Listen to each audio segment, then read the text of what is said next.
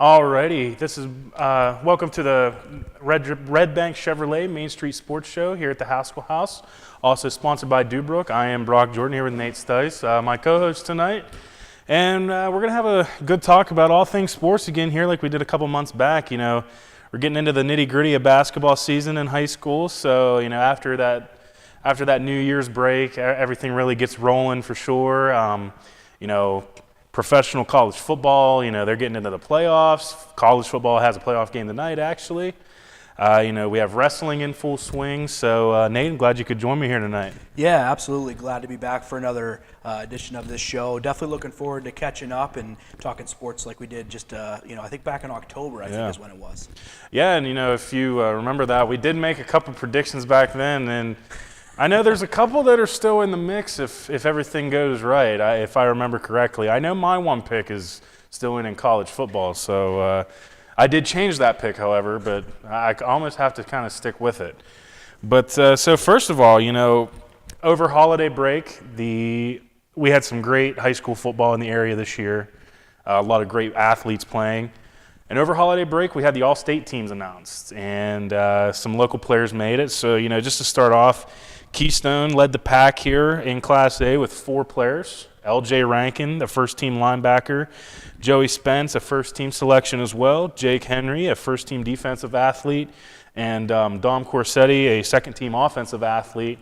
And, you know, I know we had a couple chances, at least myself had a couple chances to watch Keystone. I don't know if you guys got Keystone at all or not. But yeah, I personally didn't have Keystone at all this year, but from what other announcers that did have Keystone told me, they said they're a very accomplished team, very good team, and obviously they went up to Kane and upset them in the first round. I think folks from Clarion County didn't really see that as an upset, but people, you know, outside the districts from McKean County, Elk County, Potter County probably didn't see that one coming. And all I kept hearing, Brock, was Dom Corsetti and how great of an athlete he was going both ways there, especially on offense, just a dynamic playmaker that they had. That's one kid that, even though I didn't see Keystone play, that I knew and recognized that name right off the bat. You know, he's a heck of an athlete, and you know, crazily enough, I feel like I've heard his name already. We're almost starting to get into that Braylon Wagner, Jace Ferguson territory where I feel like I've heard his name forever. Right.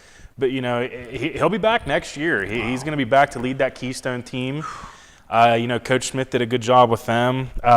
You know, Jake Henry, he was a fantastic athlete on both sides of the ball as well. You know, he was named as the first-team defensive athlete, but I believe it was the school record in tackles he broke this year. So, I mean, big congratulations to him.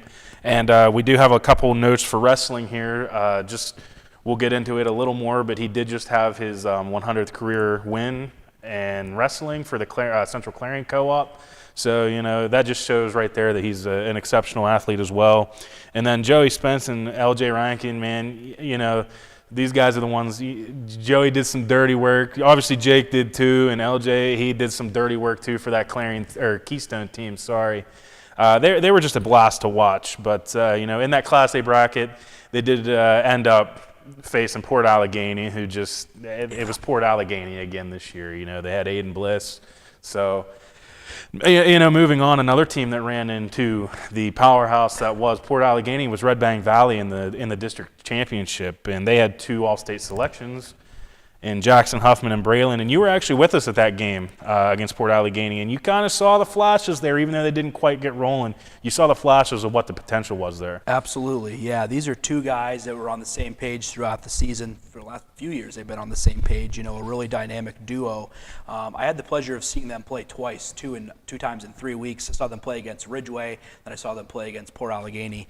And yeah, these guys are so dynamic, you know, in the passing game, and then just getting the ball in their hands. They're just dynamic athletes. I know Braylon Wagner I think he just got his 1,000th point in basketball as well. So it just kind of shows his versatility. But yeah, no arguments for me. Those 2 guys in Huffman and Wagner, they're some of D9's best, no question about it.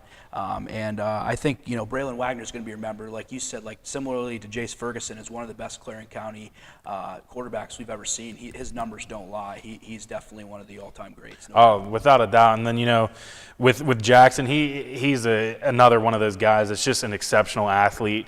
You know, that was Braylon's #1 target for a couple years now, and you know, we always talked about it. It's not every day you see a guy who is playing first-team wide receiver at an all-state level go and then on the defensive side of the ball, be one of the best defensive linemen in the district, if not. I mean, he probably got some state recognition as well. I'm sure he was in the fold there. So he's another one of those guys that you just don't see that every day, and he was impressive to watch too. He's impressive on the basketball floor, and then both of these guys play baseball too. I know I've watched them a couple times, so.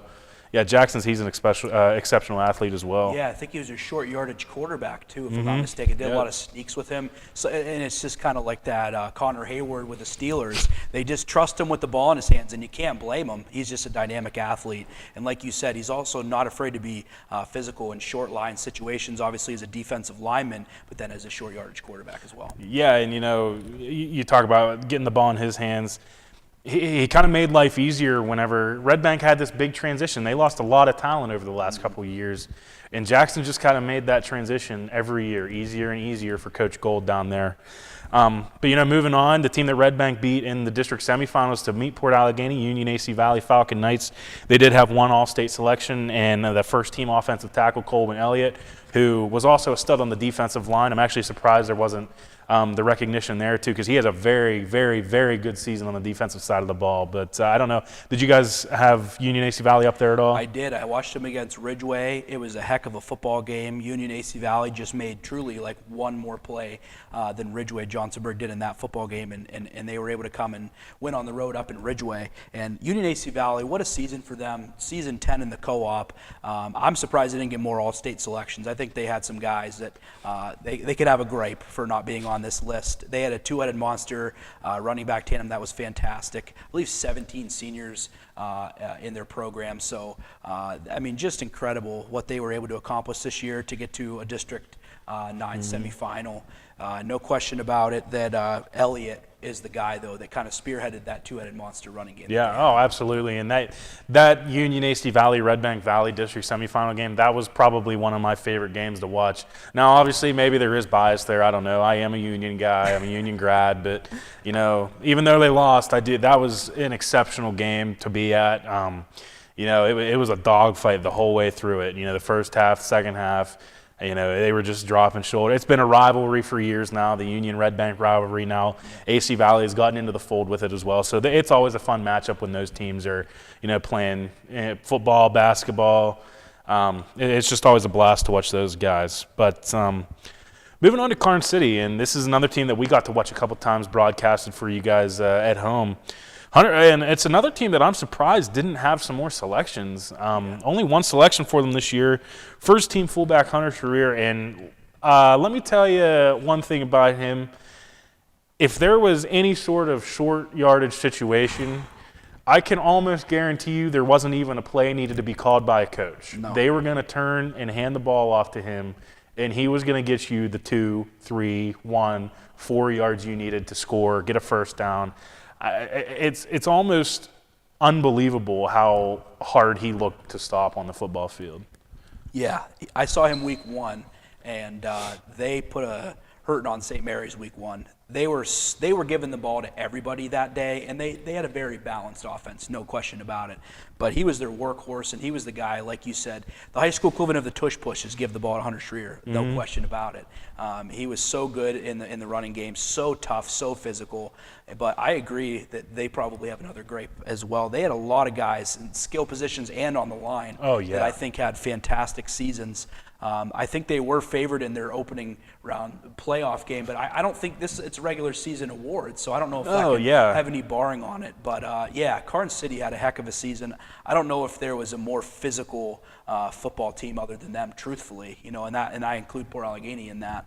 Karn City was just coming at you a million miles an hour. They had 50 guys, and it was, so many of those guys got reps, and they deservingly so. They just played physical football. Yeah, and looking forward for them, quarterback Cole Johnson, he'll be back next year. So that's another very, very talented quarterback that will be back in the area next year that he's going to be a name to watch to be on this list talking about next year at this time. Absolutely. Central Clarion, they had one recipient this year, Ethan Rex, second-team athlete. He was kind of the workhorse. They dealt with some injuries early on in the year and later in the year. I mean, it was kind of it was a transition year for them. They had to figure out life without their star quarterback. And I honestly think Carter Hyman came in. He did a great job in his first year starting. I mean, he looked very good. You could tell as he got more comfortable, he was really letting the ball fly. And I think they have a lot to be excited about with that Clarion team. They'll have some skill guys coming back. Brody Beggs, he got hurt early on, but that'll be a guy that Carter's going to kind of build some trust with, kind of turn into one of maybe his bigger wide receivers. But yeah, Ethan, man, he was their workhorse. I had a pleasure talking to him a couple times this year, and he was one of those guys that he wants the ball. He wants the ball in his hand. He wants to make a play. He wants to be the guy that a team has to stop to win a ball game, and he's fun to watch. He really is. Yeah, I watched him against St. Mary's, and it was a really physical ball game. St. Mary's couldn't quite make enough plays. Central Clarion made those plays, and that kind of put them on a run. They had a tough start to the season. Injuries, the turnover of people losing people to graduation. They played a brutal schedule as well. Let's not forget that as well. But, Central Clarion, they had a great football team. They were better than, about a 500 football team. Mm-hmm. They were certainly better than their record indicated, similarly to Keystone as well. They were better than their record indicated. But, yeah, I think that they kind of were slow getting their passing game going. That probably played into it as well. They really figured it out towards the end of the second half of the season, but their consistent player was Ethan Rex. If you needed short yardage, if you needed a big play, Ethan Rex, he was there to save the day. So yeah, absolutely. And then moving on to Class 3A, district champion Brockway had two recipients, Ben Yale and Colton Kale. Colton Kale was a late addition. Ben Yale was a lineman for Brockway, and he's a big boy. I watched him play basketball here the other day. They were at Union's tip-off tournament, and he doesn't mess around down low. No. He really gets to work. So no, he's one of the District 9's best players. I put him top 3. I truly believe that. He's a 4-time All-State selection. Mm-hmm. This guy can flat out play. He is fantastic, and he is a big reason why they won that district championship. They held off a late advance by St. Mary's in that game. But truthfully, in the third quarter, they shut down the St. Mary's attack on offense, and that was a lot to do with Ben Yale. He was a problem. He was wrecking havoc. He was getting that penetration on the defensive side, and then he's a guy that they could run behind on the offensive side as well. And they were thin on the line. Mm-hmm. They didn't have a lot of kids in general. They didn't have a lot of linemen either, and for him to not get hurt, keep showing up, I'm sure he was battered and bruised, but he was so consistent, and it's really, really hard to be that consistent for 4 years as a lineman. So credit to Ben Yale. He's a special player. Yeah. And then 4A, Punxsutawney, that's a team that I really enjoyed watching this year. I had a lot of fun watching them, covering them a little bit. 2 selections, Bo Thomas, first-team tight end. I mean, he is just an absolute stud on the field, both sides of the ball. They trust him to catch the ball. They're not scared to hand it to him sometimes. Yeah. But then on the defensive side of the ball, he's their leader, without a doubt. So he's an absolute blast to watch. I'm sure if you haven't seen him play, you've heard of him playing. No, he's fantastic. I did see him play. He's unbelievable, no question. Then Owen Roken, good kicker. I watched him warm up. He was kicking from beyond 40, 50 yards, he was making some kicks. So not surprised to see him on this list as well. And I think he's only a sophomore. Yeah, he is a very young guy. He's got 2 years left. I think this is a young man. If he puts in the work, we could see him kicking on Saturdays. I really believe that's in him. It's up to him to keep putting in the work and putting himself out there on tape and getting in front of coaches, going to camps and things of that nature. But Bo Thomas, no question, one of the toughest, hard-nosed kids out there, stud linebacker. You could put him down on the line. He was so good at fullback. He was good at tight end. You could put him at running back. He was fantastic, just a do-it-all kind of player. I'm excited to see where he's going to land because I know he has some Division II offers from the PSAC schools, so no doubt that he's a guy that's going to play on Saturdays himself. Yeah, just another note on Owen Roken. I remember the first time we were broadcasting one of their games, we were all there and we were just kind of watching warm-ups, waiting for our pregame show to start, and all of a sudden we just see a ball go flying, and we're all kind of looking at each other, and then we look down to see what it was. We're like thinking, man, did somebody just throw that? And here it was Owen Roken warming up, and we just kind of looked and like, oh boy, like this kid's gonna be a sway factor in some ball games for Punxsutawney. So he's a very impressive kicker. Absolutely. Then finally, Oil City. Cole Finley from Cranberry plays for the Oil City Co-op. He was their quarterback, but he made it for first-team cornerback And let me tell you, I know how good of an athlete he is. I've watched him play basketball the last couple of years. He did everything for an Oil City team that really nobody saw coming out of. I mean, they just came out of nowhere and surprised a ton of people. And to make the state playoffs, Cole Finley did what he needed to do at quarterback. He didn't turn the ball over often. They were a very ground and pound team, but he could throw the ball when they needed him to. Like I said, he just took care of the football. But then on defense, he's such a good athlete. I can understand why he's a great cornerback. It's just he's a fun player to watch play any sport he's playing. So yeah, and I think one thing, I haven't seen Cole, in full transparency to everybody out there, but one thing that I think is really important is he had the opportunity to play high school football. So credit to Cranberry and Oil City for figuring that out logistically and making sure that Cranberry, which I don't think has had a football team in my entire lifetime that I can remember, that those folks have a pathway to play that sport. And so I give a lot of credit to those school districts for working together, and then credit to Cole for taking advantage of the opportunity. So that's what I wanted to make sure that I made note of. Yeah, and then just real quick here before we hit a break, we're going to go over some of the wrestling guys. The District 9 Wrestling League Championships were recently held, and we have a couple of the area guys, that came out with victories in that weekend. So at the 114-pound class, Cody Householder from Brookville. The 121-pound class, Isaac Castellon from Brookville as well. Mateo Gallegos from DuBois at the 127-pound class. Aiden Thompson from Cranberry and Dalton Winter from Cranberry both won at 133 and 139-pound classes respectively. Rocco Allegretto, who I'm sure being up from Ridgeway you've heard a lot of over the years, he came out with a victory in the 172-pound class. And then the 189-pound class, like we said, Jacob Henry from the Central Clarion Co-op. He's from Keystone. He came out with a victory there, and that is where he hit his 100th career win. I don't believe it was the championship match, but it was right before it, I think. I think he ended the weekend with 101 victories. So, there was a lot of guys there that have put in the work wrestling, Wrestling's starting to become an even bigger sport around here, and there's some really good athletes that are starting to take part. Yeah, and Western PA, it's always been good in wrestling. It just the sheer population, it's tougher. It's getting tougher and tougher as our area of the state shrinks. There's just less and less guys to field full lineups and things, but there still is a lot of talent individually. You look at Cody Householder, his older brother is a wrestler at Navy. Cole, he's a district champion, went to states and placed. Rocco Allegretto is a guy that comes back for Ridgeway Johnsonburg next year in football. He's a great wrestler, one of Johnsonburg's best, no question about it. Jacob Henry is a heck of a wrestler himself. So, and then Logan Moore from Punxsutawney, not surprised to see him on there. He's another guy that I think had a great but not being all-state in football. He's one of the best safeties I've ever watched at the high school level around here. His instincts were off the charts. So not surprised to see him out there wrestling. He's a very physical kid. Yeah, Logan was the runner-up. He lost to Rocco Allegretto in the 172-pound class. Nate Stager from Ridgeway, you heard his name a lot in football. He was the runner-up in the 139-pound class against Dalton Winter. And then Xavier Stockman from Johnsonburg, he was the runner-up against Jacob Henry in Central Clarion. But that's going to do it for the first segment here. We are going to take a quick break. This is Brock Jordan and Nate Steis here for the Redbank Chevrolet Main Street Sports Show at the Haskell House, and also sponsored by Dubrook, and we're going to be right back. Redbank Chevrolet, Clarion County's trusted vehicle dealer. At Redbank Chevrolet, we're more than just a dealership. We're your neighbors, your go-to team for everything Chevy. From the moment you walk through our doors, we're here to exceed your expectations with unbeatable service, great selection, and a fun car buying experience. Stop by or schedule your visit today. Since 1946, we've delivered. From commercial to residential, we've got you covered.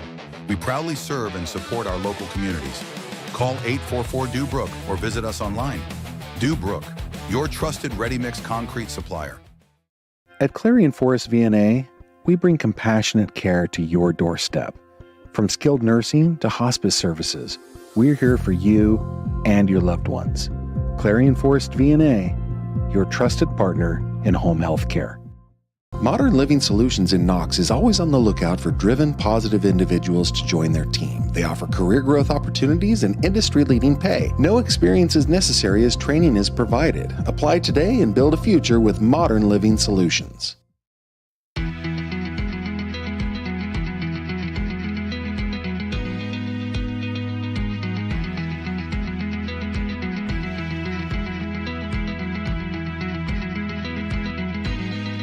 You can afford a gorgeous, custom-designed hardwood Kales kitchen for a lot less than you'd pay at a DIY store. Go to FactoryDirectKitchens.net. At Kales, there are never middleman markups or hidden charges that can add 40%. Go to FactoryDirectKitchens.net. That's FactoryDirectKitchens.net. For over 50 years, Carly Tire and Clarion has been keeping you rolling with quality tires for all your driving needs. And now, we're more than just tires. From state inspections to oil changes to brakes and total car care, Carly Tire is your one-stop shop to keep your vehicle safe and running smooth. Experience hometown service you can trust and quality you can count on. Carly Tire, the area's largest selection of tires. Stop in today and see why Clarion has trusted us for over 50 years.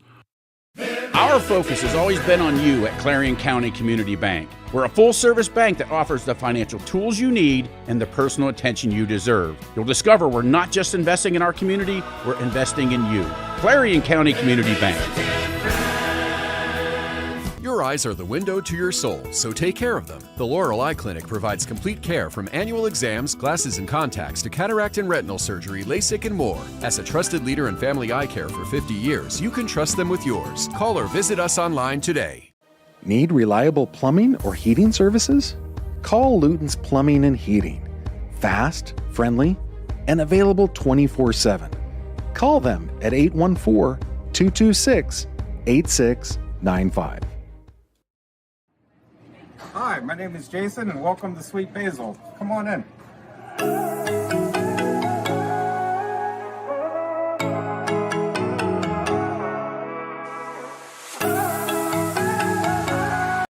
This game is brought to you by Tionesta Builders? No, Tionesta Builder Supply. Family owned and operated home improvement centers located in Tionesta and Shippenville. At First United National Bank Freiburg, the fun bank, we're more than a bank. We're your neighbor. From savings to home loans, we help you grow right where you belong. Stop in today and feel the difference at the fun bank.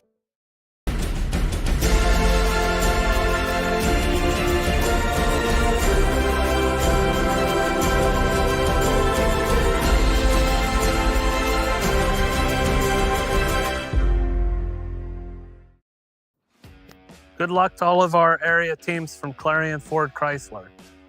Local sales team, local owners. And remember to buy local at Clarion Ford Chrysler, where all your money stays to the local community. MPRC helps me with the flexibility of the class times. I'm able to balance work, our hobbies of racing, and our family time in general with being able to take classes when it's convenient for me. Affordable opportunities are endless at Northern Pennsylvania Regional College. If you're looking to start next semester or next year, apply now at discovernprc.org. discovernprc.org. Alrighty, back here at the Haskell House for the Redbank Chevrolet Main Street Sports Show, also sponsored by Dubrook. This is Brock Jordan here with Nate Steis. Gonna talk some high school hoops now. It's in full swing, you know. Started, I think, a week earlier than normal this year, so there were some teams playing. I think there was a couple November games, actually, right after Thanksgiving break. If not, I mean, first week of December, they were out on the floor. So, so far, it's been a fun year to watch. I know we broadcasted a couple games for you guys before the new year started. Just before we go any further with that, we will have a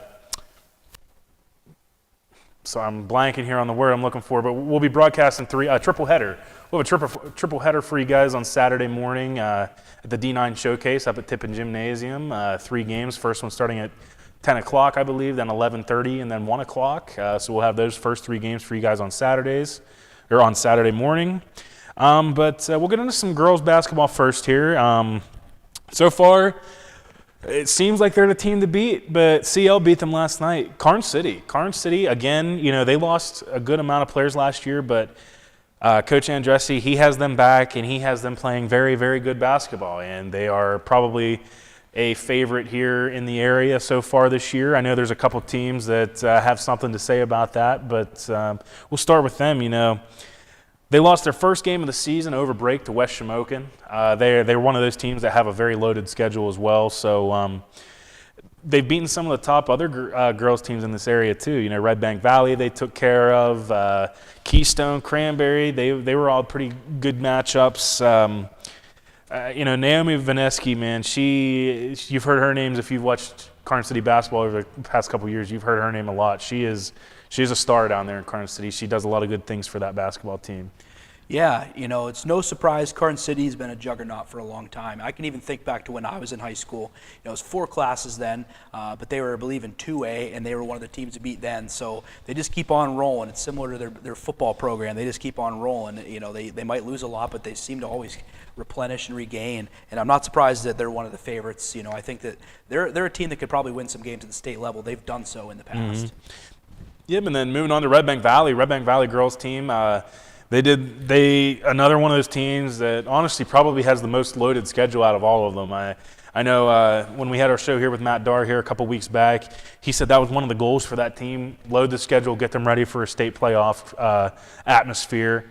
And so far, you know, I think they're just over 500. They've lost to some pretty good teams in Punxsutawney, who, you know, for years has been very good on the basketball floor for the girls. They lost to them twice. Like I said, they lost to Karn City, also lost to Wilmington.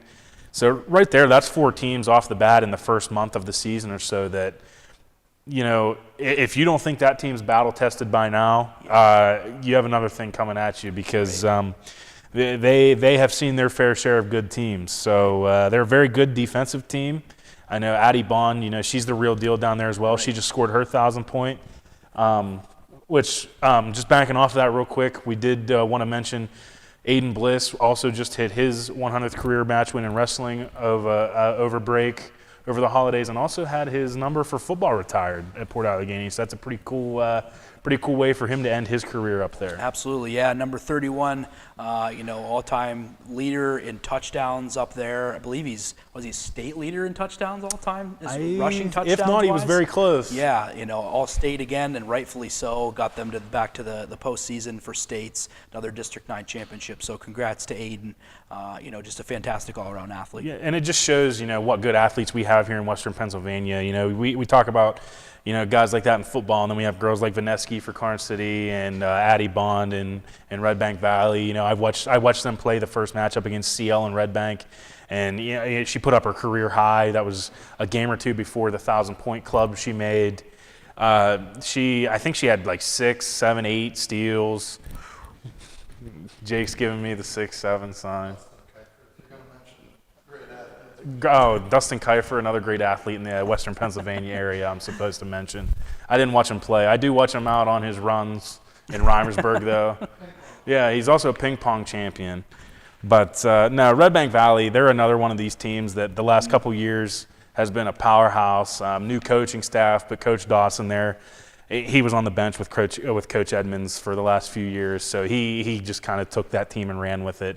And, you know, there was going to be questions losing Miley Harmon, who was a great athlete herself. Kira Bonanno, she was another great athlete on that team. But, you know, some of these girls have really stepped up on this Redbank Valley team. Yeah, that's another team that's been good for a long time. I know Miley Harmon was a 2,000-point scorer, I believe. You know, obviously Division I track and field runner at Youngstown State University. But yeah, it's tough to replace. But you know, truly, Redbank, they have a lot of really athletic young people down there. They've had for a lot of years now, and I'm not surprised that they're a favorite as well. They're good in many sports. A lot of it's based off of population, but then they have good coaches and they have a strong community backing down there, and that really certainly helps them as well. So not surprised they're one of the favorites either. Oh, yeah, and a team that they're actually going to have their rematch with this coming Saturday. We'll have that one for you at 1 o'clock.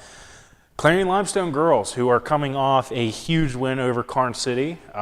They beat them last night by 3 points, I believe. You know, that's a team that, first of all, is a very young team. Mostly, I actually don't know that they have any seniors. Wow. But it's mostly juniors, sophomores. You know, they're a very young group. Coach Beggs there, he's done a great job. They play very up-tempo for, you know, a team around here, and it's fun. They're a fun team to watch, and when they're hitting their shots, you know, it doesn't surprise me that they're out here, you know, beating teams like a Karn City, you know, playing with Redbank, they're a fun team to watch. When they hit those shots, man, they're going to be scary, especially come playoff time. And you know, that win last night against Karn City, that could be the one that's kind of like flipping the switch for them. You know, that's going to give them some real momentum heading into the stretch of the season. Yeah, and if they're a young team, that those wins go a long way, building some confidence. You get that camaraderie, you get that confidence, like, okay, what we're doing is working, and that's huge for a young team that might be a little bit more inexperienced. But I think that kind of puts everybody on notice, like, hey, anybody's susceptible, and Clarion Limestone is one of those teams that we could be susceptible to. If you're beating a team like Garden City, you obviously have something going for you. Yep, and they're another team that. They're not afraid to shoot from outside, and sometimes that hurts you, sometimes that helps you. I've seen it help them a lot more than it's hurt them. And one of the reasons why is they have good size. They are a very good rebounding team, and I know they have Juliana Schwabenbauer down there. She's probably 5'10" if I had to guess, 5'9". She grabs a lot of rebounds. Hannah Beggs down there, she's down in the paint grabbing rebounds. They have a lot of players down there that aren't afraid to get down, get a rebound, play scrappy, and win them some ball games. So they're a fun team to watch. Keystone, their girls, they're under first-year head coach. They lost a very good scorer in Ashley Albright last year, and now this year they're kind of in this not necessarily a retooling process, but there's some good competition in the area that. A lot of other years, this team probably is one of the favorites. They have a lot of success coming back from the volleyball team in the fall. Bella Brandon, she's having a great season so far. Peyton McElravy, she's been good on the floor. She was good in volleyball as well. So, it was one of the things we were just talking about over break. Those successful fall seasons really transfer into the winter seasons. And Same thing with winter into spring, Winning translates from season to season, and it's something that I don't think a lot of people understand, but you definitely see it. It's no surprise that sometimes these football teams that have success, or volleyball teams, their girls basketball and boys basketball teams are also successful just because of, they know how to win games, and it really turns into teams that are fun to watch all around. Yeah, and it's that camaraderie. When you go to and play at a small school, most of the same kids are coming out, so you have some momentum. There's nothing more prevalent than that example to me. When I was in high school, Johnsonburg went to the state championship game in basketball. Now they lost, but then they went to the state championship game in baseball and they won. And it's that same core group of kids. They were on both teams and they made a run in both. And it's exactly what you said, Brock. They were together, they knew how to win in the tough moments, and it resulted in a state championship from a school like Johnsonburg at the time. They were graduating maybe 40 kids a class. So, we're talking a male population for baseball that might have had 150, 160 kids, and they won a state championship in 2013. So, it's exactly what you said. It translates, that season to season sort of momentum is definitely a real thing, I believe. Yeah, and then Keystone, they're coming off. They lost last night to Montauk. They're another one of those teams who, and I feel like Montauk is always one of those teams that's in any sport. You always hear about them, having a very good season, and especially for girls basketball the last few years, they've had some great athletes come through that program, and they have it again. They have a young core, 3 or 4 juniors are leading that team, and they beat Keystone last night. Like I said, they showed their depth. They got into some foul trouble last night, and actually, it was kind of whichever team had more depth was going to win that game, and Montauk came out on top. But they have 5 different girls averaging 6 points or more a game. They're all right around that 6 to 8 mark. Maybe one of them might be at 9, but that's. I think my math's right here, but that's 30 to 40 points a game that you're getting out of 5, 6 girls. Right. That's in this area sometimes enough to win every game. Absolutely. You don't see a ton of high scoring like 60, 70, 80 point girls games. Right. 40 points a game can win you a lot of ball games in this area. Absolutely. If you can get it done on the defensive end with that, and hold your opponent, like you said, to like under 30 points, under 35 points, you're going to be in really good shape. And it sounds like Montauk's a really balanced team, and that can be really, really special. The one thing you got to see, though, who's going to be the person that takes those last shots, the end of the quarter shots. Maybe that's where they can find a little bit more of who that person's going to be for them in that identity. But it's not a bad thing to be balanced at all. I think that's a really good thing because it's really hard to game plan defensively for teams like that. Yeah, the next girls team, we have have other teams up here. Union AC Valley, they're right around that 500 mark as well, I believe. They've had some low numbers the last few years, but you can see that program really starting to get built. They're not very far into the co-op for the girls basketball team, and there's some people think that this girls co-op for basketball started at the same time that the boys football did, and it's not true at all. This girls co-op team is still relatively new. I think maybe 2 or 3 years old. I think at this point, maybe 4. Wow. I've watched them a couple nights, and you can really see them starting to you've used the word a ton, camaraderie. You can really see them starting to build that trust with each other, starting to, they play they play a zone defense. They're very talkative on the defensive end of the ball. They communicate well. You can really all see them starting to gel and become really a one program team. Yeah, that's pretty neat. Yeah, good for those programs and school districts understanding, like I said earlier, it's better to have that opportunity than not have that opportunity. So I'm glad that they have that co-op, and it sounds like those girls are gelling well together. Yeah, and so some of the girls teams up your way, we already kind of talked, not necessarily up your way, but Punxsutawney, they're a very good team. Yeah, they are. Elk County Catholic we were talking about, and that's another one of those schools where winning translates. They've had a couple good seasons in basketball, volleyball. So yep, absolutely. St. Mary's, another great team that they believe they won their first District 9 volleyball championship since 2014. So I was a high school junior then high school senior when that happened, actually in the fall. First one for them in like over a decade. ECC volleyball is always good. Their basketball team is always good as well. Coudersport up in Powder County, they're another program that's always pretty solid. And Port Allegheny's had some pretty good teams over the years. I know this year they're not quite what they've been in the past, but they're always a really solid program, well coached. Coach Evans does a great job up there for sure. All right, so we're going to take a quick break here, and when we come back, we're going to talk some boys basketball in the area.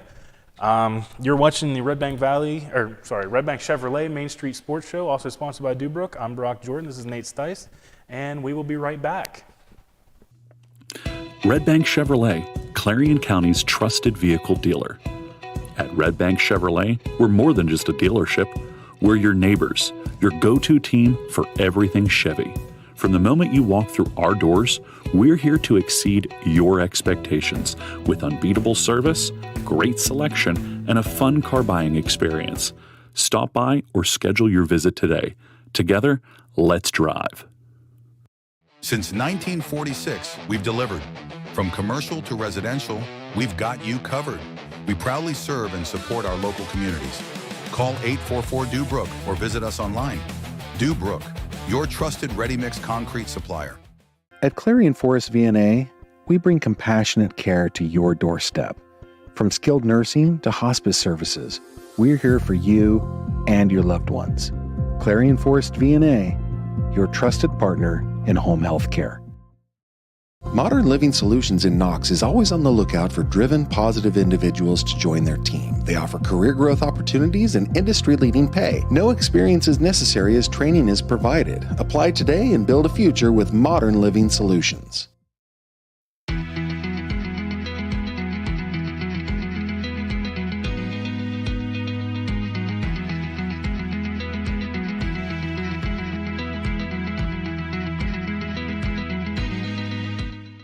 You can afford a gorgeous, custom-designed hardwood Kales kitchen for a lot less than you'd pay at a DIY store. Go to FactoryDirectKitchens.net. At Kales, there are never middleman markups or hidden charges that can add 40%. Go to FactoryDirectKitchens.net. That's FactoryDirectKitchens.net.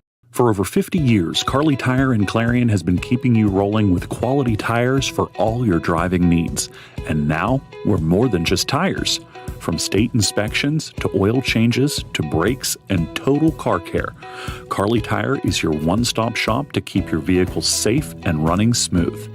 Experience hometown service you can trust and quality you can count on. Carly Tire, the area's largest selection of tires. Stop in today and see why Clarion has trusted us for over 50 years. Our focus has always been on you at Clarion County Community Bank. We're a full-service bank that offers the financial tools you need and the personal attention you deserve. You'll discover we're not just investing in our community, we're investing in you. Clarion County Community Bank. Your eyes are the window to your soul, so take care of them. The Laurel Eye Clinic provides complete care from annual exams, glasses and contacts to cataract and retinal surgery, LASIK, and more. As a trusted leader in family eye care for 50 years, you can trust them with yours. Call or visit us online today. Need reliable plumbing or heating services? Call Luton's Plumbing and Heating. Fast, friendly, and available 24/7. Call them at 814-226-8695.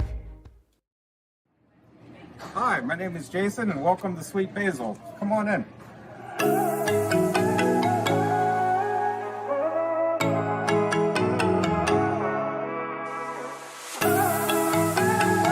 This game is brought to you by Tionesta Builders? No, Tionesta Builder Supply. Family-owned and operated home improvement centers located in Tionesta and Shippenville. At First United National Bank Freiburg, the Fun Bank, we're more than a bank.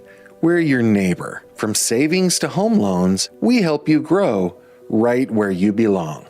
Stop in today and feel the difference at the Fun Bank.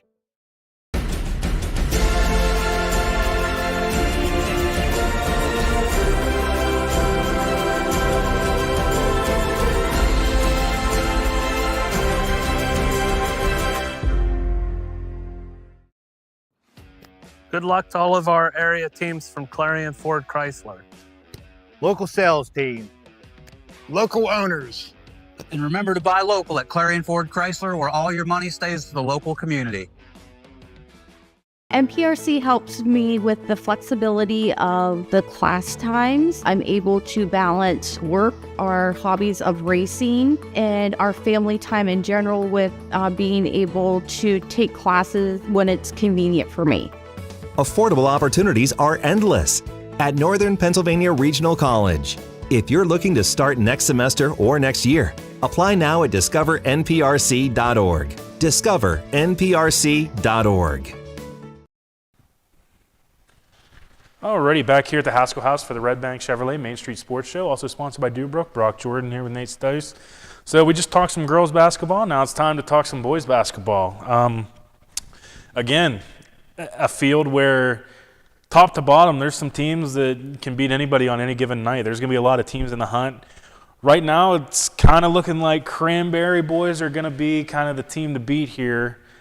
I watched their game against Clarion. It would have been Tuesday night. That was a fantastic game. I think it ended up, Cranberry ended up winning by 4, I believe. But, that was a great game. Clarion, that's another good ball team that, they have some guys back.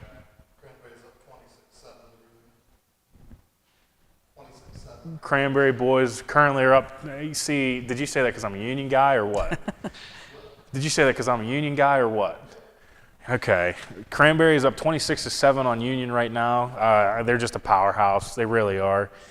Cole Finley, who we talked about in the All-State teams for football, he comes back. He's a leader on that team as well. They have another junior guard, Blake Marchinke. He's a great scorer. He last year as a sophomore, again against Union, came in and I think he had like 20 points in the first half, and we were just kind of like, who is this kid? He kind of came out of nowhere, and he's a great athlete, got bigger. He's having a really good year, but they're a team that they've kind of been everything we expected. We came into this year thinking that Cranberry team, they're gonna cause some problems in the area, and so far they really have. The only losses to Du Bois, who is no slouch of a basketball team themselves. Maddox Bennett just went over. He's now the career scoring record at Du Bois. Yep. So 1,000-point scorer, committed to West Liberty. They got 2 D1 athletes on their team in Noah Farrell and Trey Wingard. One going to Delaware, one going to UConn for baseball. All their starting lineup is over 6 foot tall. They got a sophomore who's probably going to be a Division I athlete in his own right. He led the state in receiving. Now he's on the basketball team as well. It's like these kids are huge. So if you can hang with them, Du Bois is probably one of the teams to beat around here, no doubt. Yeah, and so obviously that's a game that Cranberry probably wasn't really hanging their heads too bad about on the way. I don't remember if they played that at Cranberry or Du Bois, but if it was a Du Bois, they didn't hang their head on the way home, I'm sure. Yeah. But they're a very athletic team. They run about a 6-7 man rotation, and all 5 guys aren't afraid to be out on the perimeter. They have a couple guys, very good passers for big men there, and then Finley, Marshinki, man, they can put the ball in the basket. They are such good scorers, such good athletes. They move the ball very well, and they just played, like I said, they just played the good Clarion team. They've also beat Redbank, Karn City, North Clarion, who's having a good year so far. They're a strong team, very capable team. So, man, Cranberry, they're going to be a team to watch. You'll probably be hearing about them in late February, early March for sure. Yeah, it's pretty neat to hear. That was one of the teams that beat out of the KSAC, back in the day when I was in high school. Ryan Willison, he was a really good scorer, really dynamic scorer for Cranberry back in the early 2010s. And they were always around the D9, championship around here in those years. So it's pretty cool to see them back, probably potentially playing for another D9 championship in a season like this. Yeah, and don't forget, I'm sure Mike Kalinowski and Bob Duncourt at home saying, back in my day, those guys were D10. And they're not wrong, but they're welcome to D9 Cranberry. You Absolutely. are running the D9 this year, maybe. Right. But no, they're having a great year. Moving on to Clarion. Clarion, Coach Sam Heater over there, he's got a good core back. I think they only lost 1 starter from last year, and they were in the district finals. Another team that 4 or 5 very good scorers in the starting lineup, and a couple guys off the bench that produce well for them too. Frederick, he's a great scorer there. We watched him at North Clarion. He can really shoot the ball well from outside, very smooth jump shot. Mason Burford, he's an all-state athlete. They won he was a track state winner in the relay. He was an all-state wide receiver. He did deal with some injuries this year on the football field, but you know what kind of athlete he is. Then Dylan Smale, he runs that offense. He's very good. Wyatt Watterson, he's a very good shooter, and he's kind of like their hype man. If there's a big play made, he's the first one to. He's pumping fists. He's a hype man there. He's a very good shooter from outside. He's a very good ball handler. So they're a very good team to watch. And again, it's a team that has guys that are used to winning, and they're fun to watch. Yeah, filled with athletes and filled with guys that had older brothers that they were successful too. Some of them are in college or were in college, and now it's their chance to be varsity athletes. So not surprised I would not be surprised if they have some success in District 9 in terms of the playoffs, and then at the state level as well. Those are guys that know how to win, and they've been some of them playing varsity sports for 3 and 4 years now, in football and then basketball too. So yeah, it's going to be a very, very tough out at come playoff time, Clarion. Yeah, and then Keystone now. Almost the same story as football season right now. They're sitting right around that 500 mark. They are a very, very, very good 500 basketball team. I've watched them play. Some of their losses were heartbreaking. They lost 3 different games by 4 or less points. North Clarion, Redbank, and Clarion Limestone, who have all had very good seasons so far. They're another one of those teams that they like to shoot from outside. They shoot the 3 ball relatively well. Sometimes it's a scenario of, you live by it, you die by it. Mm-hmm. But any team that shoots the 3 ball a lot, it knows that that's going to happen. But they're a very good defensive team, and any team that Greg Heath coaches is going to be, number 1, sound on defense, and number 2, they're going to be in every ball game they play in. You're never going to count a Keystone team out. And it's kind of the same thing as football. Where Dom Corsetti goes, Keystone's going to follow. And so far, he's had some very big performances, whether it's win or lose. He's been the guy that they've looked for in those last-second scenarios. He gets a couple shots to fall here and there, and you're looking at a team maybe with 2 losses, and they're a very good team. And it's looking like maybe, I'm not for sure yet, but they may get Eli Nellis back. I don't know. It was something that's kind of been on the table. He had suffered that injury in football season. I think he hopes to be back, and he's trying to push to be back. So that'll be a big addition to them if he's able to get back on the floor, if he hasn't already. I haven't watched them since before Christmas break, so I'm not sure, but he'll be a big addition to them. Yeah, a lot of good athletes. Once again, these are guys that can just flat out play regardless of sport. And it sounds like, some of these early season losses, it sounds familiar. It sounds like the football team. It sounds like, if they're a team that can hang around in those games, if they win them at the right time, I really can see them pulling off some sort of those maybe quote unquote upsets like they had in football. Some of those tight losses, those motivate teams. And so, if they can continue to kind of stay on the course and, just kind of let the season unfold, I think they could be there in the end. And like you said, well coached. They're coached by a guy, the court's named after him there. He's been coaching high school basketball, I believe, around 50 years. I mean, God love the man, just unbelievable dedication to that community out there. Nothing but respect and praise to Coach Heath, and, not surprised that he has his team ready to play this year, no doubt. And then a team that just beat Keystone there by not much, North Clarion. Coach Roger Walter up there, he has his team. They love to create some chaos on the floor. They're a team that puts a lot of full court pressure on. They're a team that loves to run and gun. CJ Zockerl, he's had a great season up there.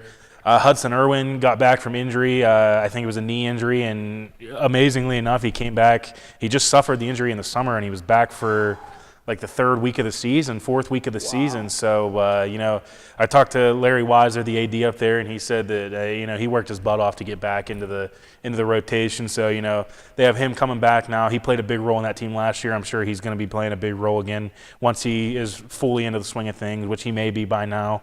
But that's a team that has some depth, and, they can run an 8-man, 9-man rotation. And when you run full court pressures, things like that, you have to. When you're a good run and gun team, play with good defense, you're going to have guys that are going to need a breather every once in a while, especially a guy coming back from injury.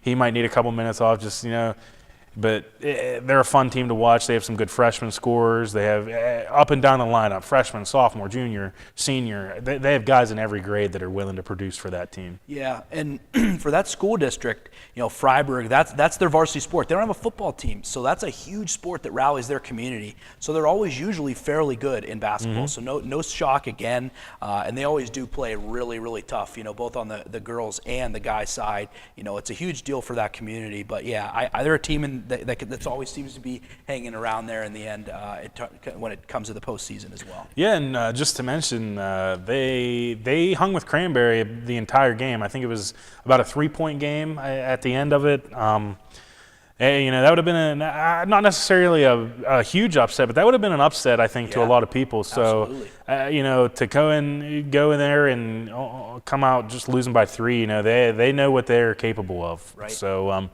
moving on to Redbank Valley, another team that's just, these guys know how to win. They had big voids to fill, but you have guys like Braylon Wagner and Jackson Huffman back leading that team. They've had guys come in, do enough to fill voids. And, this is a team that's very calm, very cool, very collected. And again, they came back, had a big comeback win over Karn City, who we'll talk about here in a minute. That's a very good team down there under first-year head coach Jalen Price. I watched that game, and I actually turned it off at halftime. I won't lie, because I turned it to a different game. I was just like, man, Karn City might run away with this. Sure enough, I turned it back on in the fourth quarter, and Redbank ends up winning. Wow. And I'm just like, wow, man, this team's legit. There was no panic. There was no hitting the big red button. They were calm, cool, collected. Braylon Wagner, very good outside shooter, but I don't think he misses anything within 18 feet. I really don't. It's insane to watch some of the shots he gets to go. Yeah, so. Just you got the. Some people just have that touch. You know what I mean? He's got a touch on his pass. He's got a touch on his shot. They just kind of have that feel. And he's kind of one of those athletes that just has a good feel. And I think that's why he's successful. Of course, he works hard, but sometimes you can just get that feel. And he's one of those guys that once he gets that feel, he's in the zone. And he's like that as a quarterback. He's like that as a basketball player too. Yeah, and Coach Doherty has those guys playing well down there too. So. They're going to be another team, late in the season, you're going to be kind of figuring out, hey, who are they going to be playing this round? They're going to be one of those teams in the hunt. So yeah, you don't want to see them. No, absolutely not. AC Valley, they have some kids coming back. Joe Rapp, who is also a very good golfer. He's a good scorer coming in for AC Valley and Jess Quinn's team. They played well against Carnegie and Redbank over holiday break. Both those games, they were within, single digits most of the game, maybe got to 10 to 12 points, but that was two very good teams they hung with over Christmas break, and that's usually one of those times where the good teams are a lot better than, the bad teams. Mm-hmm. And, sometimes there's a team that's just off their game over break. And both those teams played really good basketball in both of those games. So they're a fun team to watch. Noah Eithen, he's come along as, kind of their big man. He's probably 6'5", 6'6". I mean, he gets up there. He gets a lot of boards. He plays really well inside, good footwork.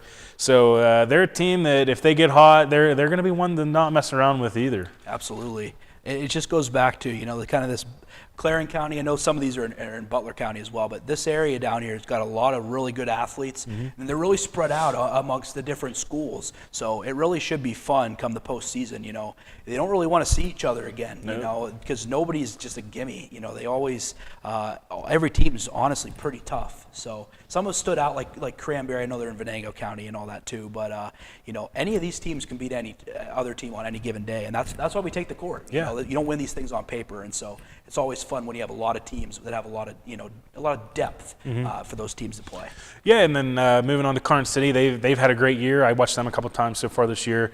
They're another team that they have 7-8 guys that they can put on the floor, and Coach Price trusts them to put in the work, come out with a victory. So it's another one of those teams where it's just like their girls. It seems like they're always, top half of the league all the time. And they're a fun team to watch, very good defensively, very good athletes. They're another young team. I don't think they have any seniors. Wow. So they're going to be a fun team to watch for the next few years. Yeah. Goes back to it. They just have a lot of kids. They have a lot of buy-in. And I'll tell you what, they have some of the toughest kids around. They hit the weights down there hard. So that's a team that's going to bust their butt. They might always be the most skilled in terms of basketball, but they're going to hit the rebounds. They're going to come down the floor and play hard. They're going to be, right in your grill on defense. And that's a team you don't want to play. You want to be able to get to your spots, not be bumped into. You want to be able to get these clean rebounds. Karn City ain't going to let you do that. No, absolutely not. Union, they played well against Brockway, who is having a very good year. I don't think a lot of people saw that coming, but it's a team that has a lot of guys back from last year. They played well against Brockway. They losing to Cranberry tonight, but they're a team that's had a gauntlet of a schedule as well. Yeah. They played this AC Valley team who played really well the night that they played Union. They played Karn City already. They've played Redbank already. They've played Clarion already. So, it's a team that just their schedule hasn't done them many favors in the first half of the season. So, but they have some scores. Jorge Reyes has had a very good season. Filling the gap for some of the guys from graduation. He's been their leading scorer over the last couple weeks. He's had some 15, 20-point performances. Trent Fleming, it's kind of allowing him to get free. That was kind of the guy that they kind of figured would be coming in, leading them in scoring, and he really has done that. He's led that team, but. Jorge Reyes has given him a second option. Jackson Renwick, he fires a three ball, and he's a very good shooter. He loves to shoot the three ball. When he's hot, they're a tough team to beat.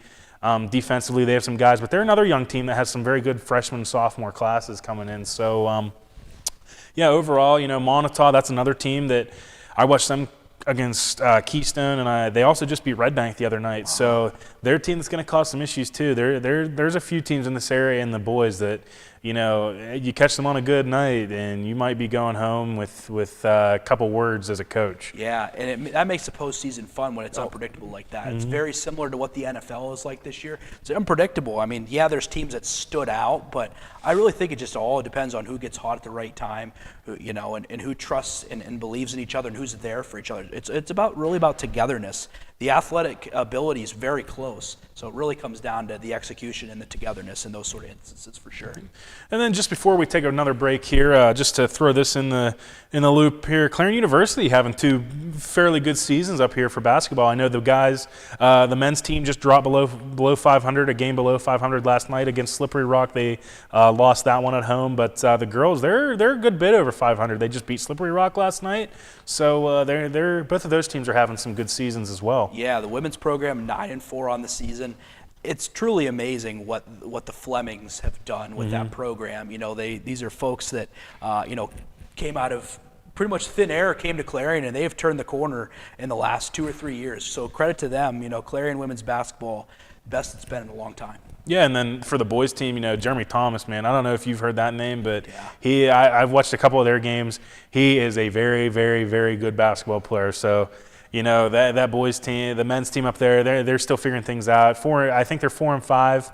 But, to be right around 500, and I watched about the first 10 minutes of the game last night against Slippery Rock. They went shot for shot with them. Right. It was a very good first 10 minutes, and then I forget why I had to go do something else, so I wasn't able to watch the rest of it. But, but I'll tell you what, the PSAC West in men's basketball, stacked. All those teams can beat each other. There is a lot of talent out of there, a lot of contenders in the Atlantic region, and then beyond that as well. There's some really, really good programs and really good players, no doubt.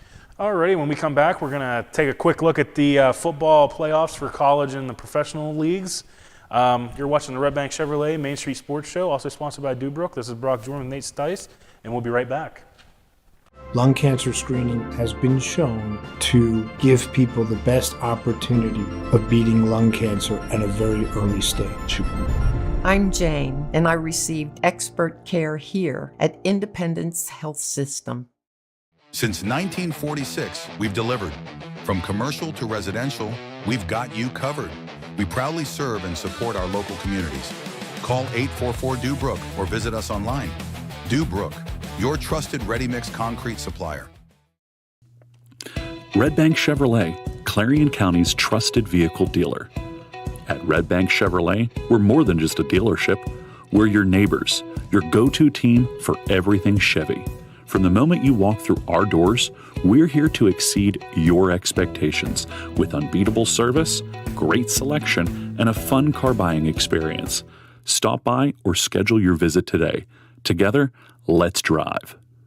MPRC helps me with the flexibility of the class times. I'm able to balance work, our hobbies of racing, and our family time in general with being able to take classes when it's convenient for me.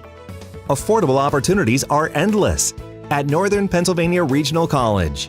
If you're looking to start next semester or next year, apply now at discovernprc.org. discovernprc.org. Redbank Chevrolet, Clarion County's trusted vehicle dealer. At Redbank Chevrolet, we're more than just a dealership. We're your neighbors, your go-to team for everything Chevy. From the moment you walk through our doors, we're here to exceed your expectations with unbeatable service, great selection, and a fun car buying experience. Stop by or schedule your visit today. Together, let's drive. At First United National Bank Freiburg, the Fun Bank, we're more than a bank. We're your neighbor. From savings to home loans, we help you grow right where you belong. Stop in today and feel the difference at the Fun Bank. This game is brought to you by Tionesta Builders? No, Tionesta Builder Supply. Family-owned and operated home improvement centers located in Tionesta and Shippenville. Hi, my name is Jason, and welcome to Sweet Basil. Come on in.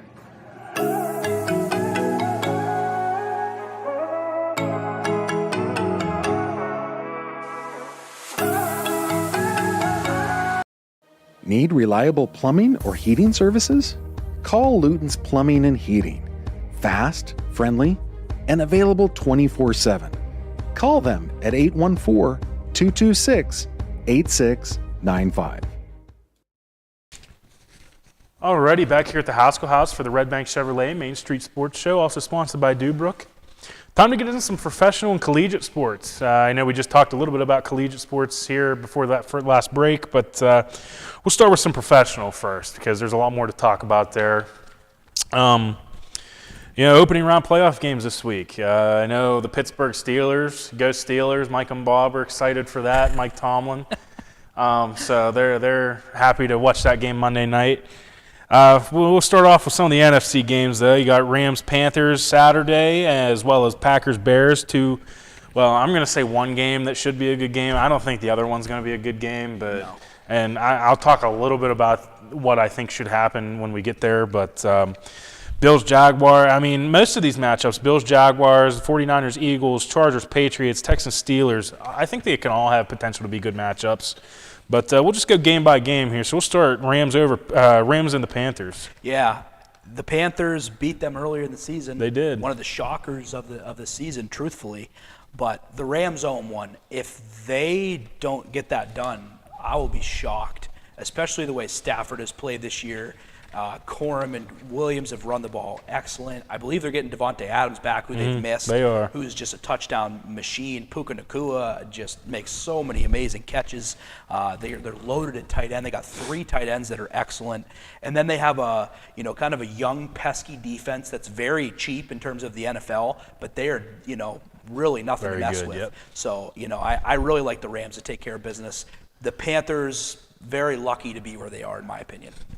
Yeah, if you are sitting in a tie at, I think it was 9-8, 8-8, 8-9, 8-9, yeah, heading into the last week of the season, and you need another game in your division to go the right way to make the playoffs. In my personal opinion, you shouldn't be the 4 seed. Yep. You should be. Now, my brother and I argue this all the time because he's a Seahawks fan. They're the 1 seed. Sure. He doesn't think the Steelers are a 4 seed, but I don't care about that. And I'll never tell him he's right, but I will say he's probably right when he says division winners shouldn't get the top 4 seeds. I don't think it's a bad idea to get rid of that. I don't love it. There's some very good. I mean, the entire NFC West is 10, 11 wins, 12 wins. So, I have the Rams in this game. I think the last time I saw they were like 10 to 12 point favorites.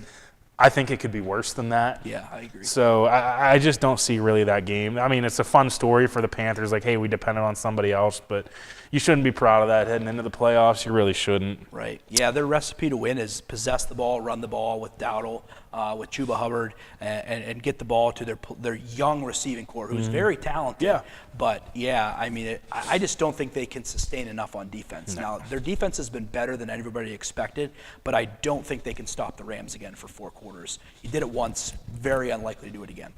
And then Packers-Bears. We have some differing opinions on this game, I believe. I like the Bears. They're one of the hottest teams in the league right now. That offense, man, they have the potential to be very dynamic. The defense leads the league in takeaways. I think it's a recipe for Green Bay to come in and, not get things done. They got to go to Chicago. That's not a fun place to play. So Yeah, no, fair enough. And I can totally understand why you're thinking that. The Packers they're very injured. So I think this is a team that kind of underachieved, and injuries did had a huge part in that. I'll say this. Chicago, to me, they don't have a lot of experience. No. I know they're they're well coached. They're very well coached. Their defense has a ton of takeaways, and they're so reliant on that. And so if Green Bay keeps the ball on the ground and they don't fumble the ball, I really think they'll be there. If you remember the last time they played as well, Chicago had one of the craziest comebacks that we've seen in a long time, and they beat them right at the end. And so the Packers own one. And I'll also say this too. The Lions dominated the Bears the last time the Bears played. And that was, just last weekend. And so the Bears didn't look great limping into the playoffs, although the Packers necessarily didn't look great either. But with the quarterback coming back, Josh Jacobs getting a little healthier, hopefully Emmanuel Wilson not running 20 yards backwards either in this next week. I really do like the Packers. I think they own one. I think that they're more experienced. And I think Chicago just hasn't paid their dues yet. But in the years to come, I really do like Chicago. I like what they're building up there. That nucleus is special. And between that game and the next game, Bills-Jaguars, I think both of those games have potential to be the games of the week. 100%. This Bills-Jaguars game, I think, is going to be so fun to Absolutely. watch. I believe this is one that I'm back and forth on, so I have to see what I wrote here. I wrote Jaguars, and I do truly believe that whoever had the home field advantage would maybe win this game. Jaguars, really not a team hotter. Had Trevor Lawrence on my fantasy team. Thank you, sir. But he's played so well over the last week. That trade deadline pickup with Jacoby Myers has really put them on a new level. Keep in mind they did this without their number 2 pick, and Travis Hunter. Yeah, they did it without him, and absolutely, it's a special team. Josh Allen is Josh Allen. He can do anything on the football field, so we'll see. But I think that has potential to be a great game. Yeah, I agree with you 100%, Brock. Game of the weekend potential, I really believe that. Jacksonville, they're a team that I thought they had a potential in a few years to be good. They dumped a lot of salary. Then they picked up a lot of salary, a lot of young guys. But it just Liam Cohen, everybody laughed at him, Duval, but now he knows how to say it, and they know how to play football down there in Jacksonville this season. This is one of the best teams Jacksonville's ever had in their franchise's history, and Liam Cohen's a young coach. I think this is a team that really could get to Super Bowl, as soon as this year, but I don't think this is their year. I do think they have a great core coming back. I don't think they're battle tested enough. No. So I'm going with Buffalo. And if Buffalo, this is literally, to me, if they don't hit this window this year, I think they're in trouble. Yeah, they are. Absolutely. And I've said that for a few years, but I really like Buffalo. They have, in my opinion, the best player in the NFL in Josh Allen. He's so dynamic, and they've added so many guys to try to throw the ball to. Brandon Cooks has been a decent addition for them. The really good tight end play, and James Cook has been a fantastic running back this year. I believe led the league in rushing, if I'm not mistaken, which is huge. And so if they can possess the ball, and if their stinking defense can force a turnover, for crying out loud, they're going to be there. I really believe that. But and I'll say this too. Jacksonville doesn't necessarily have a home field advantage that scares anybody, in my opinion. It's a small market. There's not that many people that live there. I'm sure that they'll be out and rowdy, but Buffalo has gone into tougher environments and hung there, and they've won. And so I like Buffalo in that one. But I acknowledge Jacksonville. This is a great team, and they could easily put a spanking on Buffalo if their defense doesn't stop anybody. Yeah, Eagles 49ers, another game that I was kind of one way. I lean one way or another every so often. It's one of those games I could see it ended up being a 3-point game at the end. I have Eagles right now, but the Eagles have shown this year that they are a very beatable team, and the 49ers have shown at certain points this year that they are a very good team. But I went Eagles for now. Yeah, I like the Eagles too. I actually like the Eagles to do some damage. I like them to go to the Super Bowl again. And I don't know why I like them. I really think what it is just their head coach, Nick Sirianni, is a winner, and their front on both sides of the ball is so good. They're supposed to get Lane Johnson back, but their defensive front, they give up virtually nothing. They give up nothing on the ground. They rush the passer. You get Brandon Graham back out of retirement, and he's making sacks now again. I mean, it's truly, they get Phillips from Miami for nothing, and you add him to that dynamic defense. It's just ridiculous. You have two stud lockdown corners on the back end, in Mitchell and DeJean. I really like them. If they can just have Jalen Hurts run the football like he did last year, which I think he's waiting to run the football in the postseason.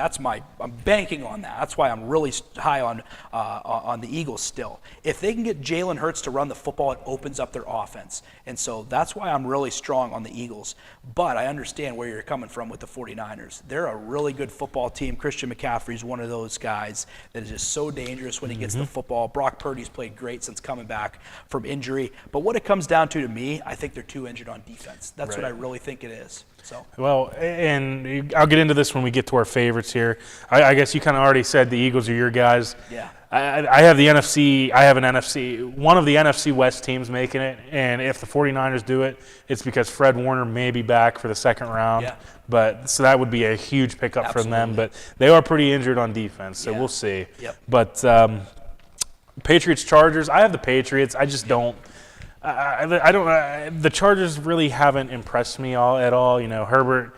It's year after year. Man, Herbert's so good. I'm not saying he's bad, but they just really haven't done anything to impress me and put them through in the playoffs. And I don't think they do him any favors. They're one of the worst offensive lines right now because they don't have their guys. They're on second and third string guys. They had to trade with the Saints to get a guy. Joe Alt went out. It's just really tough. You had a Marion Hampton, their lead running back, get hurt. Najee Harris got hurt. You're on your third and fourth string running backs. Your receivers kind of had some slow starts. McConkey had a slow start, and then he started to figure it out. Their tight end had a slow start, then he started to figure it out. But I just don't think they're tough enough. I think New England's just really, really tough in the trenches. And going up to Foxborough in January, good luck. Especially when you're from LA. Yeah, especially when you're from a dome in LA. It doesn't seem very favorable. And so I really like the Patriots in that as well. They're well coached. Coach Vrabel's a fantastic coach, so I like them as well. And that weather factor is a reason why I have the next game. It's one reason why I have the next game the way I have it. I have Steelers over Texans. Houston. Coming from Houston, playing in Pittsburgh, under mid to low 30s. Pittsburgh, don't care what anybody says, greatest thrower of the football ever leading that offense. You're never going to tell me, never going to change my mind. He's shown he can win games at the end of the game if you give him the ball 2 minutes left. And whether that Houston defense, who is fantastic, is in that position or not, I think the Steelers take this one. I have to go with them. Yeah, I'm going to preface this. I am a Steelers fan, but I am an unbiased Steelers fan. I like Houston. I'll tell you why. The last 6 times the Steelers played a postseason football game, they lost by an average of almost 4 scores. Yeah, 4 scores for a Mike Tomlin defense. That's why I really don't like Pittsburgh in this football game. Their offense is not very good. It's out of sync. I know, I'm saying that after they beat the Ravens, but the Ravens defense is mediocre at best, especially when their personnel, you're down Kyle Hamilton and you're down some of the guys that they were down and having to make adjustments. They didn't play up to their standard either, and Pittsburgh took advantage of that. And truly, it took a guy slipping and Calvin Austin being wide open for them to win that ball game. Oh yeah, and then a guy missing a field goal at the end because their defense can't do much of anything. So I really do like the Texans. Unfortunately, I hate to pick against my Steelers, but I'll say this: if Mike Tomlin loses this postseason game, he will tie Marvin Lewis for the only coaches of all time to be retained to lose 7 consecutive postseason games. They're both in the AFC North, which is crazy. And Marvin Lewis is a Pittsburgh native, McDonald, PA, Fort Cherry grad. But it's just so bizarre how that you can lose 7 postseason games or 6 postseason games in a row and be retained. But Mike Tomlin, never had a losing season. Everybody loves to say that. And it's at Acrisure, so we'll see what happens. But I like the Texans. I think their defense is too good. And if they can control the line of scrimmage with the run game, with kind of the few guys that they have, I think they'll move on. Yeah, so with the NFL and how their playoffs work, it's hard to kind of judge the second-round matchups. Right. You don't know who's going to play who. So we'll just go with our favorites. AFC, the heart says the Steelers. I mean, it's too good to be true. Aaron Rodgers, possible last season. Yeah. I mean, it's too good to be true. My mind says the winner of that Bills-Jags game is probably the winner. I think the Broncos are not a good 1 seed. Nope. Just not enough experience. Same thing with the Patriots, just not enough experience. Actually, I believe that the Patriots are probably a better team than the Broncos. Agreed. Offensively, for sure. Agreed. Defensively, probably not. But you're in a league now where offense wins you games, not your defense. For sure. So I like the Patriots better than them. But like I said, I think it's Bills. Winner of Bills-Jags, but the heart says the Steelers. Yeah, I agree with you. I think Bills-Jaguars is one of the games of the playoffs. We'll look back to that game and go, wow, yeah, that really decided the whole fate of the postseason. I like Buffalo out of the AFC. This is their window. If they really don't get it done, they're in trouble. They owe Josh Allen a boatload of money, and their supporting cast is not getting any younger. They signed a lot of veterans. They put a lot of faith in their veteran core. They signed a lot of their guys back and didn't get a lot of free agents. And so when you do that, you really risk not getting it done.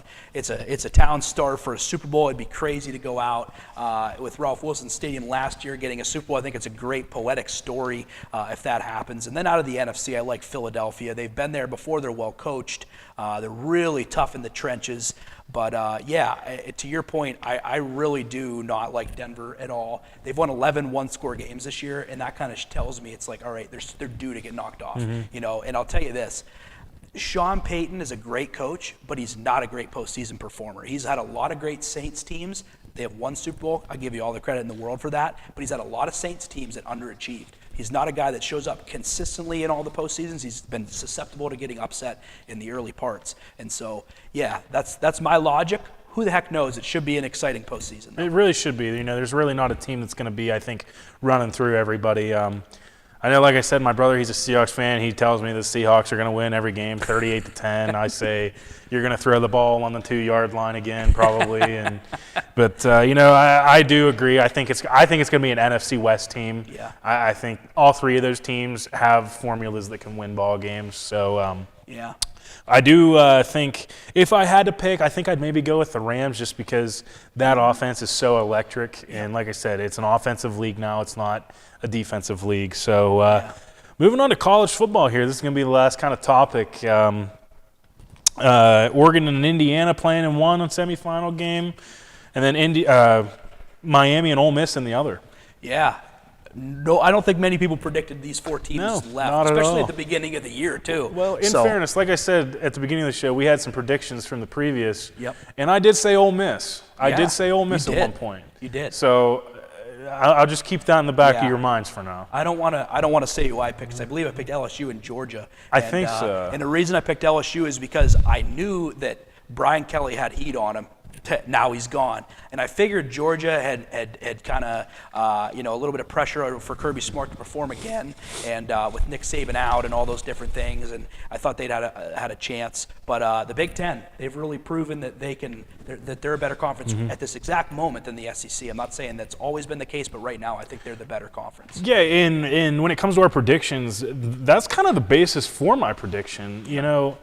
I have in the first one, I have Indiana over Oregon, which, I mean, they've already beat them once, which I know you can't really look back at that, but that's going to be the better game of the two, I think. Agreed. And mainly because you're going to see two guys who, number one, probably fighting for the top quarterback picked in the draft this upcoming spring in Fernando Mendoza and Dante Moore.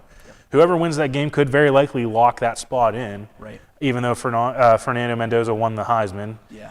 You've seen NFL teams don't really care about that too much. No. So I have Indiana over Oregon. I just think Cignetti being the local guy, you've seen what he's done at all the programs he's been at. There's too much there not to root for them. Right, I agree. Going on right now, by the way.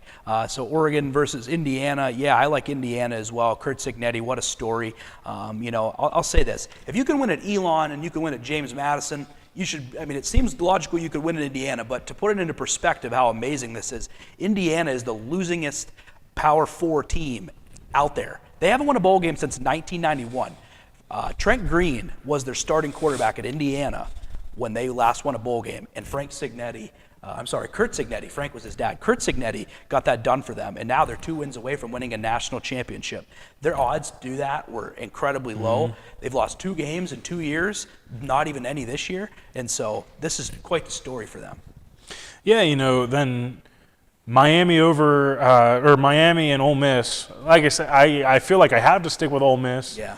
But I think if I were to say it now, I think I'd probably go Miami. Yeah. I think their defense gets it done. Reuben Bain, probably a top 5 pick in the draft. Yeah. He's a stud. Yep. Like I said, though, it's tough to go against Ole Miss, but I think I'm going to switch up. I think I have to. Yeah.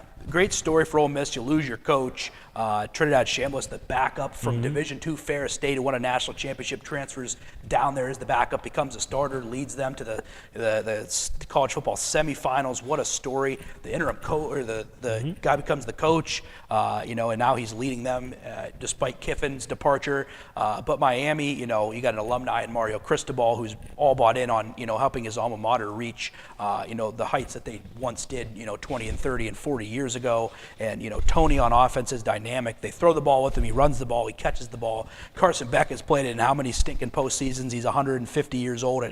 From all those years at Georgia, he gets an extra year. At Miami, and he's a pretty decent quarterback. I don't think he's the best, but he's good enough. And they're front on defense in Miami. Electric. They're just causing havoc, and that's a big reason why they are where they're at. Yep. So I think we agree it's probably a Miami-Indiana championship game. Yep. I'm going Indiana. Yep. Like you kind of already went over, it's the ACC, for whatever reason, has struggled since the college football playoff format has come out. Yep. And which typically we've seen the SEC be a lot more successful. The Big Ten is really starting to make their mark, and I think they do it again this year. I think the Big Ten wins back-to-back. 3 in a row. Yeah, 3 in a row. Yep. So I have Indiana. I agree. I like Indiana. I can't imagine doing what he's done, what Cignetti's done at a basketball school. That's the Indiana Hoosiers basketball program has been the program there for decades, with Bobby Knight, and then all Tom Crean and whoever else has come after that. Mike Woodson, who played there for Bobby Knight, coached there, I believe, as well for a little bit. And so, yeah, it's truly amazing what they're doing out there. But yeah, the Big Ten, they've leveled the playing field. I think they've taken it from the SEC for sure.